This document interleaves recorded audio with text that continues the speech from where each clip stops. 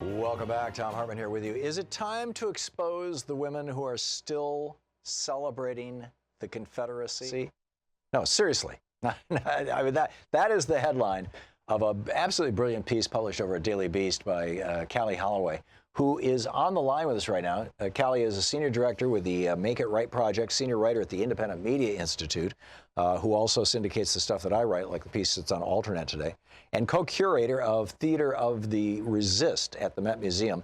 IndependentMediaInstitute.org is the website. You can tweet her at Callie Holloway FTW, KALIHOLLOWAY. Do I have all that right, Callie? Yes. And am I saying your first name right? Callie, yes. Callie, great. Okay, thank you. It's nice to meet you and great to have you on the program. Tell us about the United Daughters of the Confederacy. Where do I start? At the beginning? I think the most important thing to know about them is that they are the group that single-handedly put up the vast majority of Confederate monuments around this country, and they're the reason that so many of them remain standing. They were founded in 1894. Originally, they sort of decided to take up the cause of returning the bodies of Confederate soldiers that were left on the battlefield and taking them back to war-torn and the incredibly poor South and making sure they had proper burials.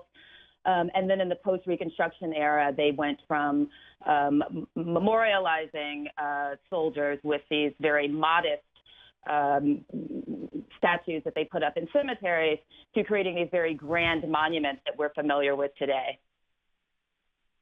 That's extraordinary. So, you know, arguably it started out as kind of a, I don't want to say benign movement, but at least one easily understood. Right. And their response, what percentage of the Confederate monuments around the United States, first of all, how many of them are there broadly? How are they geographically distributed? And what percentage of them are there because of this movement? So we have to sort of, the numbers, bear with me because there's some differences in numbers and it depends on what kind of Confederate monument we're talking about. So Confederate markers overall, according to the SPLC, there are roughly 1,700 around the country. That includes every kind of marker: schools, streets, townships, buildings. There are specifically, and when we talk about statues and monuments, 700 or so, and 450 of those were put up by the United Daughters of the Confederacy. But let me also state that that number shifts because as we count Confederate monuments and as this conversation has grown in volume, we've gotten better numbers. So the SPLC originally estimated there were 1,500 monuments and markers in 2016. In 2018, they came back with the 1,700 number that we have. So we're getting better and better numbers all the time. Mm-hmm. And unfortunately, they've been going in the wrong direction. Yeah, I'm just fascinated by these organizations that seek to tie themselves to our past. My mom was a genealogy, just obsessed with her family genealogy, and discovered that a relative of ours, a direct kind of grandfather kind of relative of mine, fought in the Revolutionary War. And so, you know, I'm a member of the Sons of the American Revolution. They don't run around saying, you know, we all should still hate England, or, you know, we should return to the era of slavery, which is what the Revolution brought us, or actually, you know, the institution long predated that, but you know what I'm talking about. Right. It's more like, you know, well, actually, I've never been to a meeting, so I can't say what this is like, but you know, the literature I get from them is you know, just basically, here's who died in our group and here's when we're having a picnic, you know, that kind of stuff. Sure. How did the United Women of the Confederacy, or I'm missing the name, the United Daughters of the Confederacy, how did they transform into this pro-monument group, and where are they at right now? Are they still around? Well, you have, I think it's really important to sort of think about what was happening at the time. So after Reconstruction, you have a tremendous amount of anger in the South about modest civil rights gains that have been made by African Americans. You have the North removing its troops suddenly, essentially leaving formerly Black enslaved folks to fend for themselves. You have the first occurrence of the Ku Klux Klan. And this is the era in which we see the UDC really digging in its heels in terms of propagating the myth of the lost cause. And just to describe that for any watchers and listeners who aren't familiar with it. The lost cause is a ahistorical retelling of history that essentially states that the Civil War was not fought over slavery. It also recaps slavery as a benevolent institution that benefited both the enslaver and the enslaved. It pretends that the South was basically an agrarian paradise that was the victim of a tyrannical industrial North. And it also casts the Confederate cause as a sort of valorous, valiant cause that unfortunately did not succeed. And they have been incredibly successful at propagating that idea. There are recent polls that show that 41% of Americans don't believe that slavery was the central cause of the Civil War, which no serious historian would ever argue that point. We have the actual words of the founders of the Confederacy. And they've been incredibly good at sending out this message. They did a fantastic job of creating what they dubbed living monuments, which is children who they educated mostly throughout the South. They vetted textbooks and made sure that there were no textbooks that did not further the lost cause idea that made it into Southern schools. Yeah, I've got just a real quick story about that. When I grew up in Lansing, Michigan, and went to Michigan public schools, and we learned that the Civil War was caused by slavery. In fact, I remember reading the South Carolina Articles of Secession as part of a history class in like 5th grade or something. And we moved to Atlanta in the early 1980s, and one of my kids came home from, I think, maybe 5th or 6th grade when we were living in the Atlanta suburbs. And I was like, well, what did you learn at school today? And my child said, well, we learned all about the War of Northern Aggression. And I was like, the War of Northern Aggression? Yeah, Yeah. And it was like, whoa. And so, that was a public school, in a relatively upscale white suburb and in northern Atlanta. So they're still around? They're still promoting this stuff? Oh, yeah.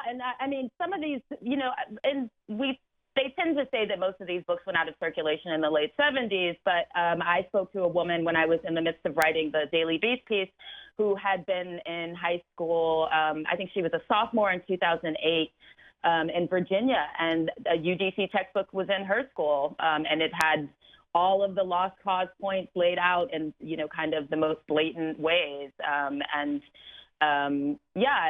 was a sort of wistful sentimentality for the antebellum South.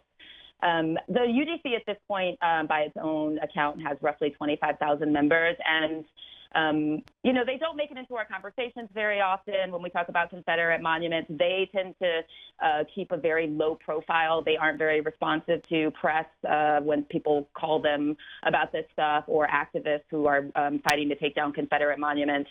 They haven't been responsive to activists who have actually protested outside their headquarters in Virginia. But what they do is they very quietly sue jurisdictions that try to take down Confederate monuments. So while most people think that they are either a defunct organization or an organization that essentially probably just sits around and it's a bunch of old women who are,